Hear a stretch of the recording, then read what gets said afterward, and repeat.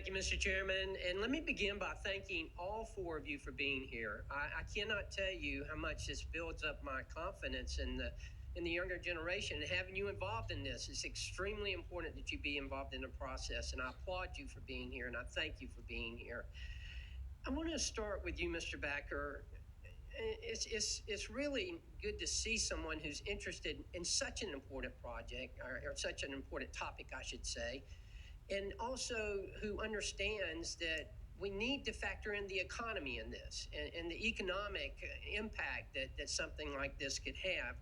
Do you think that the state of our economy and the need to maintain a robust economy, because after all, you're all going to be participating in our economy in a way you already are, but in the future you will be even more. It's important that we have a robust economy so that we'll be able to provide jobs for young people and for all of our citizens.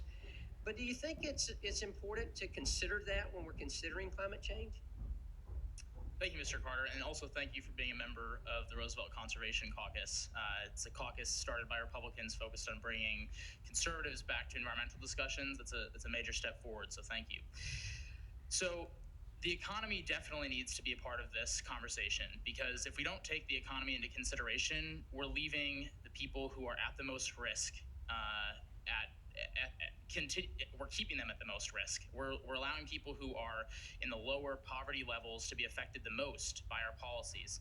There is a strong opportunity to be economically sensible and environmentally sensible.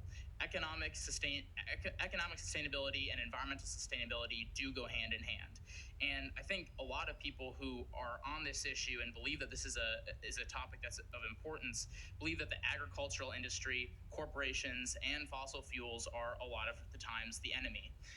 But they're part of our society, and they are today and they will be for the next, at least for the short term. And so if we want to lower emissions and we want to have a cleaner economy, we have to work with people instead of against people, because the only way that we're going to truly reduce emissions is to do that. And that is true with the economy, because we can't have a strong environment without a strong economy.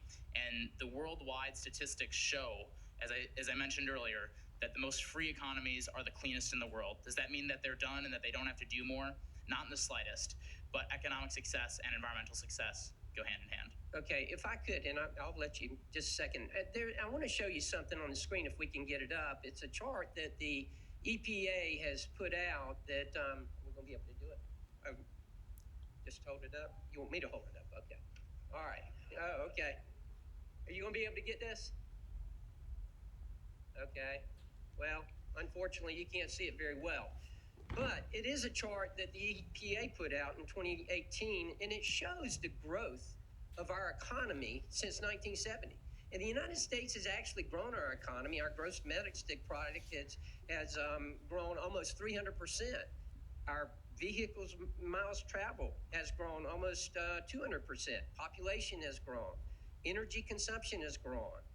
But our carbon output has decreased over that period of time. So it is possible to do. We can grow our economy and decrease our carbon output.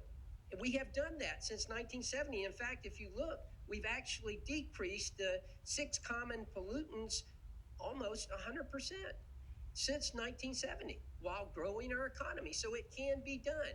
One thing I want to make sure we understand is that, look, listen to me. This is not a Republican Democratic issue. This is an American issue. This is a world issue. It's not United States versus China versus India.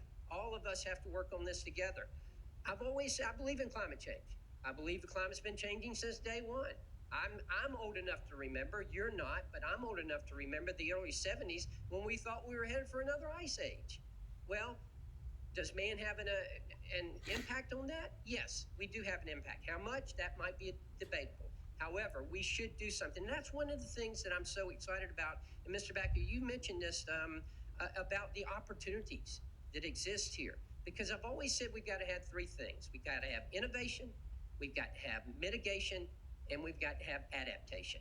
And that innovation, the greatest innovators, the greatest scientists in the world are right here in the United States of America. That's why I'm excited about us leading the way. And I think we can lead the way. Yes, we've got much to be done. There's no question about that.